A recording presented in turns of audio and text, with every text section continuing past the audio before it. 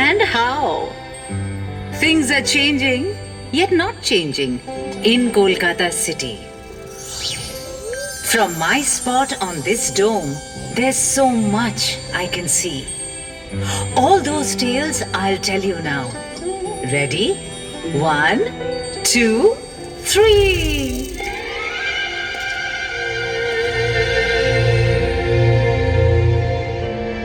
Once it was Patachitra, now they are making memes.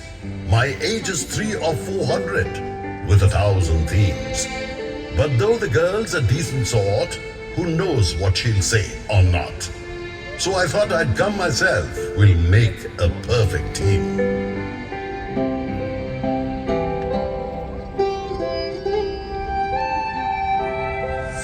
Behold this character, ladies and gentlemen. He used to wander around the spot where all of you are sitting now. It's a long way from Jurassic Park to Park Street. If that's where you want to begin, it'll take a 52-episode serial to get to mobile phones. I suggest you start with the familiar black and white. How about this then, sir? A car speeds out of 38 by 2 Elgin Road on the night of January 16th, 1941 and drives straight into the Bengali soul. No, Netaji Subhash Chandra Bose was already a resident of Kolkata soul. Don't forget, he became the mayor in 1930. As Congress president, he captured the soul of India as well. But yes, hoodwinking the British to make that grand escape, 3 or 4 different disguises, that was a pure thriller. On top of which, he's quite literally immortal. Kolkata hasn't had another superhero like him.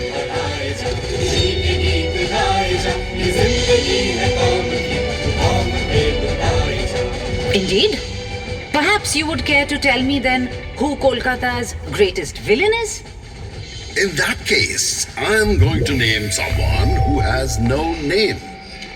No name. Meaning?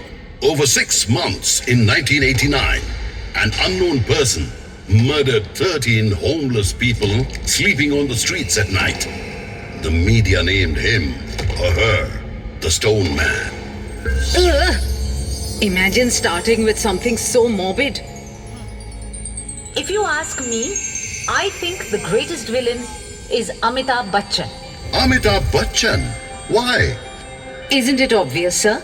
He worked in Kolkata, he acted on stage in Kolkata, but when it comes to films, he chose to go away to Mumbai. Why? Couldn't he have joined Bangla films instead? He'd have made such a romantic hero. By that logic, even Cliff Richard spent his childhood in Kolkata or in Howrah. He was such a wonderful singer, wasn't he? Had he stayed back, he could have been the one to start Jivanmukhi Gaan instead of Shuman Chatterjee. Oh, but wait! Wasn't Pele in Kolkata too? And Lionel Messi? He too, right? Look, I'm warning you. Don't you make fun of football. The daring young men of Mohan Bagan Club defeated the British team East Yorkshire Regiment 2-1 in the IFA Shield final. Just imagine! The country is ruled by the British, and here's a team composed entirely of Indians beating a British team. 1911 shines brightly in Kolkata's history. Really? But the Indian capital was taken away to Delhi that same year, wasn't it? I was the capital for 139 years before that. The so-called single most important city of British India. Oh, but that's nothing to be ashamed of. It's a matter of pride, in fact.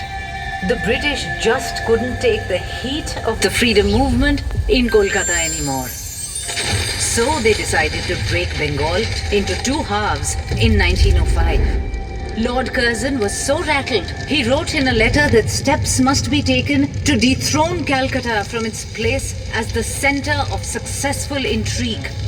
Don't you remember? It was here that the Nationalist Indian Association was founded under Surendranath Banerjee's leadership.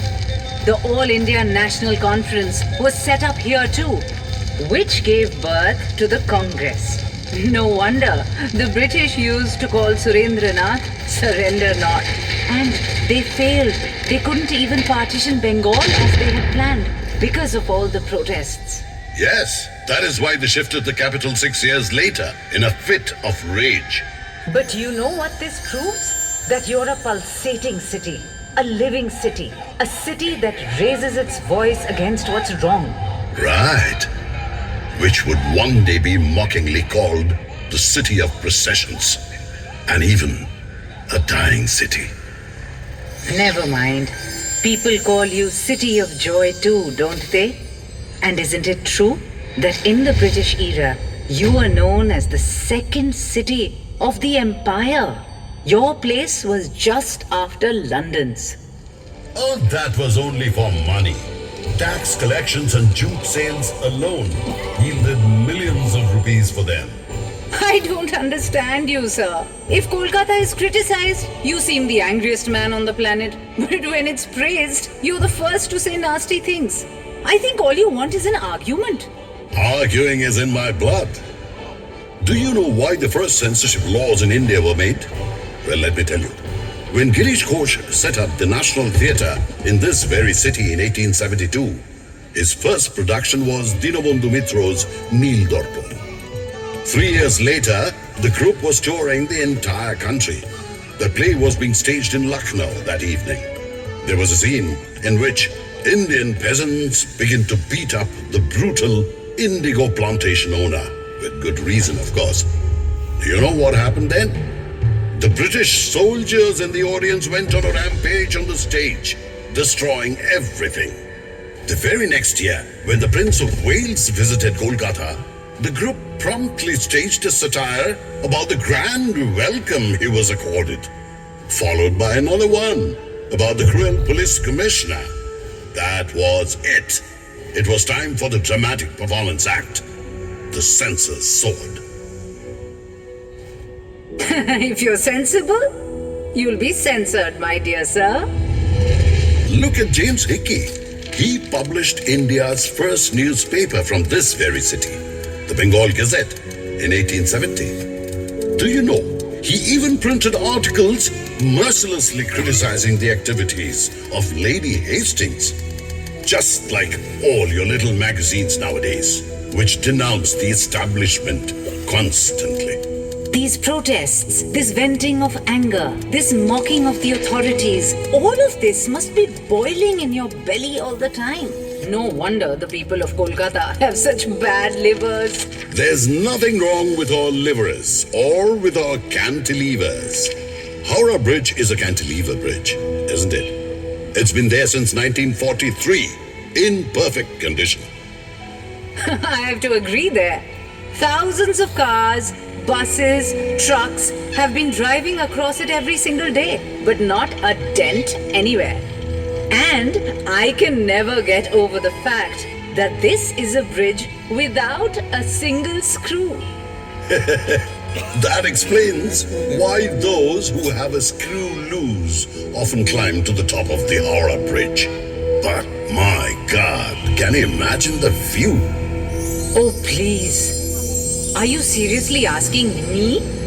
Haven't I been balancing here on top of Victoria Memorial for almost 100 years now?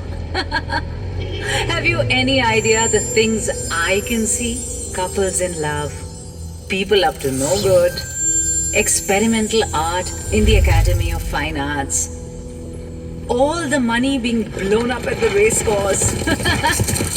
And over on the other side, those babus in suits impersonating Englishmen. You want to teach me views and news? I know you inside out, Kolkata Babu.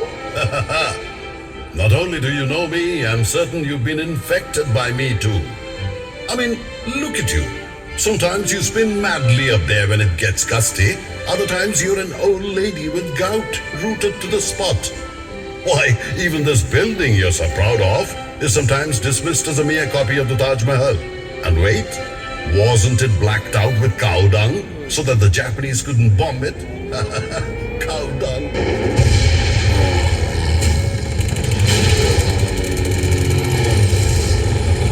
There's There's nothing to laugh at. It's not like your face hasn't been blackened with shame either. Where was all your outrage when thousands of people were dying of starvation on your streets during that same Second World War? People would step over them daintily to go to work and to meet their friends. At home, they would put on the gramophone to drown the loud cries begging for scraps. Well, I admit it. Many things that ought to have been done were not done. But I will have you know, it's also true that free kitchens were opened in every neighborhood of Calcutta. Besides, the famine was a creation of the government, of politicians and bureaucrats. Winston Churchill cannot evade responsibility for the death of so many people. Do you know what he said about them? The starvation of anyhow underfed Bengalis is less serious than that of sturdy Greeks. How could he? Don't forget either that Nobano, Bijan Bhattacharya's brilliant play about the famine, was staged in this very city. Well, yes, I'll give you that. Leftist artists created the Indian People's Theatre Association, or IPTA as everyone called it, just a year earlier in 1942. I cannot even begin to count the number of jewels it produced in Kolkata.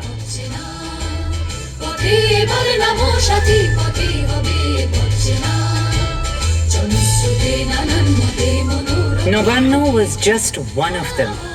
So many other memorable songs, plays, films, Utpal Dotto and Jyotirindranath Moitro, Devobroto Bishwash and Sholil Chaudhary, all of them were dazzling diamonds from the IPTA mines, while Mrinal Sen was its spiritual disciple.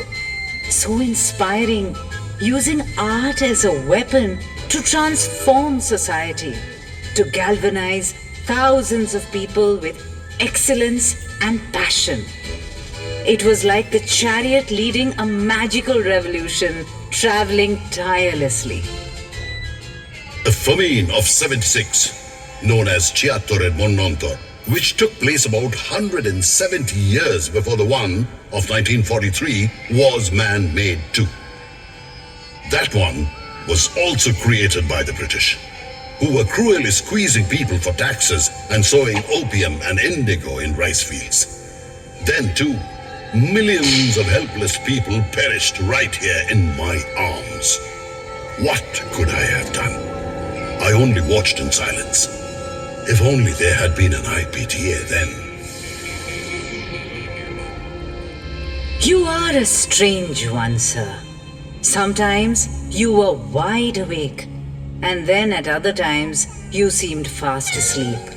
Which of these two states were you in when the 19th century Babus were squandering their riches on the weddings of their pet cats, when they were bathing in rose water? Were you half asleep? Were you dozing?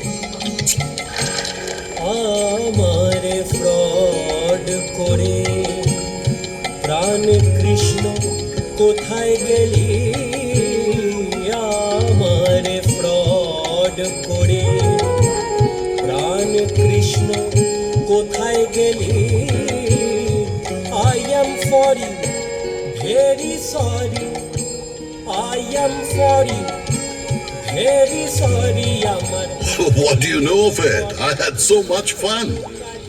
Here are these people oiling themselves profusely and then riding off in a 4-horse carriage to bathe in the river. What reckless glamour. And look, if the Babus didn't go overboard, where would the connoisseurs of the Baiji's dance have been, huh? Or for that matter, the schools and colleges they started? Even my most beautifully illuminated festival, the Durga Puja, would not have come into being. Durga Puja would not have happened? Why not, sir?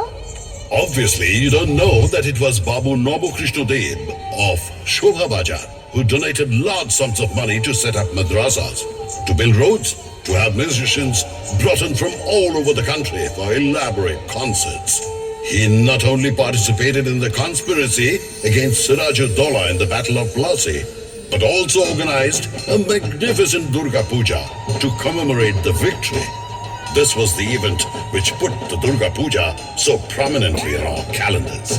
Are you telling me that the man who started the idea of the big fat Durga Puja was the one who wanted to hand Bengal over to the British? Of course. Bengal would not have fallen into British hands had Siraj-ud-Dowla not attacked me with a huge army in 1756.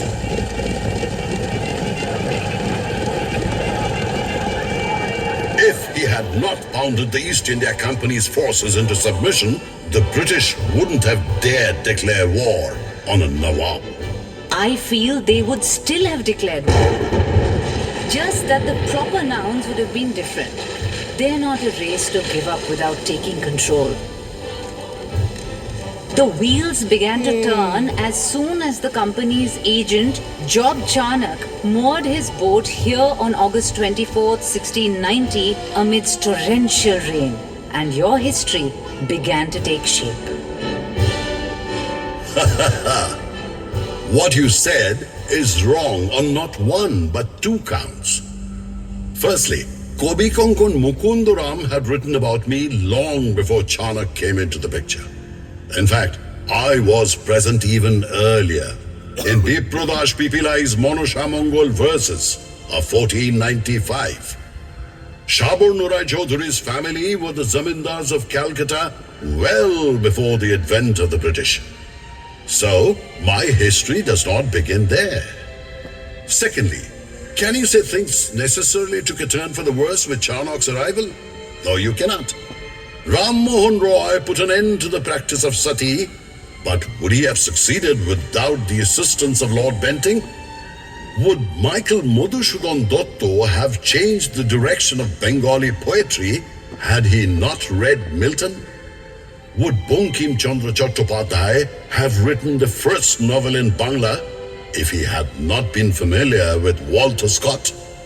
Would Isha Chandra Vidyasagar have been able to introduce widow remarriage without the support of the British? What kind of nonsense is this? May I remind you of some scenes from your own history? How can you forget that thousands of people lined your streets to shower martyr Khudiram Boshu's dead body with flowers? Or that Binoy, Badol and Dinesh killed themselves after assassinating a tyrannical British officer in Writers' Building? Why, one of your most renowned barristers, Chittaranjan Das, used to have his clothes laundered in Paris, but the same person burnt all his western wear and began to dress in khadi.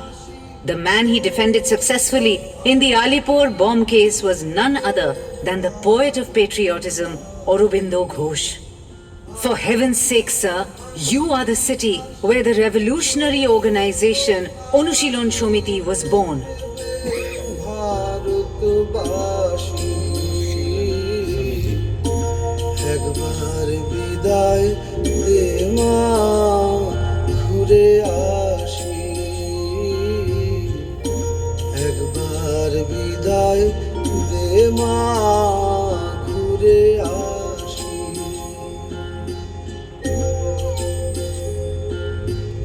But of course, after all, the monument was erected in 1828 in memory of Commander David Ochterlony to commemorate the East India Company's victory in 2 battles, wasn't it?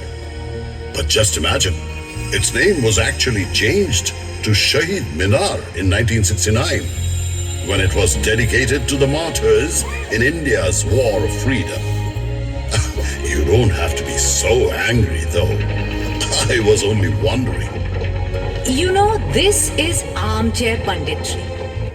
What if this? What if that? What if lions and tigers had prowled the streets of Kolkata? That's not exactly speculation. The Bengal tiger is famous. And he did, in fact, live in Calcutta.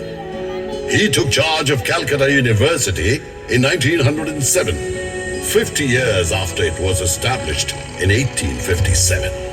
And he transformed it completely He is none other than Sir Ashutosh Mukhopadhyay. And what of the lion? The lion? Ah, we also call him the Shingho, don't we? So, what about Kali Prashanna Sena or Kali Prashanna Shingho, who not only translated the Mahabharata, but also wrote Hutum Pechar Noksha about me? Right. And rhinos? What about them? Oh, the rhinos. They are the ones whose skins could not be penetrated by the teachings of Kolkata's great men. They abused Ram Mohan Roy. And as for Vidyasagar, they made up satirical songs about him and sang them everywhere, which he tolerated, as it happens. Personally, I think these are the precise things that demonstrate how far ahead of the times these great men were. Vivekananda had to hear that he was no sage, for he visited the land of Christians and ate meat. And yet, it was he who made India proud with his speech in Chicago, right? His Guru Ramakrishna was even told he was illiterate. But he attracted the best minds with his natural wisdom and deep knowledge of religion. It was he who said, Joto mot, toto poth. There are as many methods as there are viewpoints. He was referring not just to different faiths, but also to the philosophy of Kolkata's flowing life. We don't care for criticism. Even Rabindranath Tagore had to take it. Apparently, all his writings are convoluted, and he founded Shantiniketan with unclear intentions, etc., etc. But his Nobel Prize is still the first line of my poetry of pride. I may have been displaced from the status of India's capital city in 1911, but just 2 years later came a crown whose luster is never to be diminished. The Nobel Committee said, Rabindranath Tagore is being awarded the prize because of his profoundly sensitive, fresh and beautiful verse. He was the first Indian to get the Nobel. Oh, can you imagine? 6 Nobel laureates from one city and in 5 different fields at that? In 1902, Ronald Ross won the Nobel Prize for Medicine. 1930, the Nobel for Physics went to C.V. Raman, who conducted his research in Kolkata for the Raman effect. In 1979, Mother Teresa got the Nobel Peace Prize, and in 1998, Amartya Sen for economics. And in 2019, Abhijit Banerjee was awarded the Nobel for work done in the area of alleviating global poverty. Not that getting Nobel was the last word. Scientist Jagadish Chandra Bose may not have won it, but he shines bright in my sky. His genius stretched from the discovery of life in plants to the invention of the radio. Then there was Prafullo Chandra Rai, the first non-European to be honored with the Chemical Landmark Award by the Royal Chemical Society of England. There was Shotendranath Bosu, standard bearer of Bose-Einstein statistics, after whom the boson particle is named. There was Prashanta Chandra Moholanovich, father of the practice of statistics in India, architect of the Planning Commission, whose birthday is now observed as the National Statistics Day. I hate to puncture your balloon, but this hallowed center of science is also a hotbed of unscientific fads, dear sir. In 1857, Kolkata saw the craze of the return of the dead. Some said all the people who have died this year will be back on the night of Kali Pujo.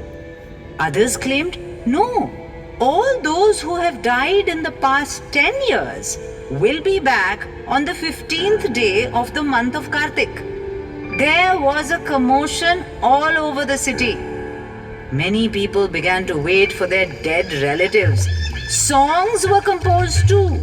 The dead people are back. I saw them floating in Ranaghat. Scrawny neck and swollen belly, wobbling like a lump of jelly.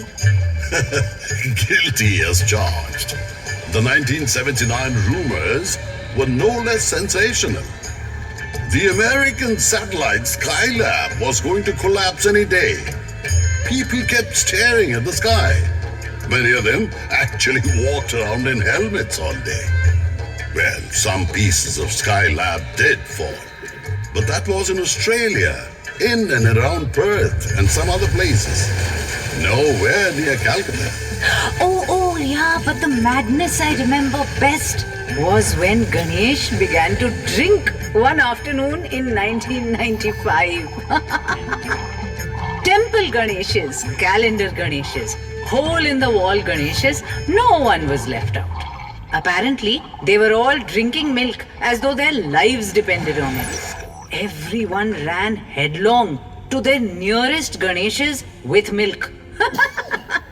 Being left out of this miracle would have meant falling short on their quota of good deeds. Ah, that's what we call DeRosio's Phantom Punch.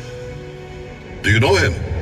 Before your time, a 17-year-old Anglo-Indian, a mere boy, a teacher of English at Hindu College, who told the students, argue, validate, use your reason, challenge tradition.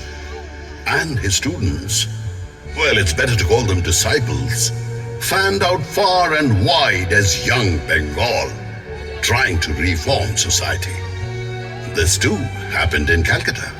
Please, I am perfectly aware of the story. And just like they tried to shake up the Brahmin orthodoxy to reform society, you had the young men and women in the 1970s who tried to annihilate the system with their violent Naxal revolution. But this time, the reaction to bombs and bullets was much sharper because politics had become much more complex. It was truly awful. The nights were filled with the explosions of bombs and the rumble of police jeeps, God. And when the sun rose, I could see the corpses of all those brilliant young men floating along the Ganga. Gallons of fine hot blood were spilled on your body, Kolkata, and ideology and tradition were disguised in new masks. As we say, Jotomo Totopot. The Naxal revolution is a source of terror for some people and of romantic nostalgia for others. There are even sly smiles about the slogan, China's chairman is our chairman. But can you tell me why someone here would not be inspired by the Chinese leader? Kolkata is a center of global citizenship, isn't it? There. I agree. Hindu college is such a powerful statement of that. Imagine saying one must learn the English language, saying one must understand Western culture and meld it with one's own back then. Nowhere else in India could a school have been set up with these objectives. I can proudly say that in 1817, the British and the Bengalis joined hands to start an institution without which there would have been no Bengal Renaissance. True. Bengal Renaissance. It was beyond belief. I get exhausted just thinking about all that Tagore's alone did. They stuffed 10 geniuses into each member of the family. You have Dijendranath Tagore translating Meghdutam from Sanskrit to Bangla, writing books on philosophy in Bangla, improvising a Bangla version of shorthand, and even writing a book on making boxes. You have Shotendranath, who not only becomes the first Indian ICS officer, but also takes his wife abroad in that day and age. Here's Jyotirindranath, music composer, painter, playwright, director, actor. Then there's Debendranath, dictating an entire book on the Brahmo faith in just 3 hours. Gaganendranath shows himself to be an artist extraordinaire, making cartoons as well as cubist paintings. And Abanindranath's drawings and stories both turn out to be wonders of Bengali culture.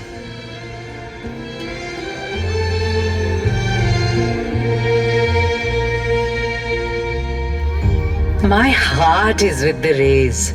Whom to start with? Upendra Kishore Roy Chaudhary,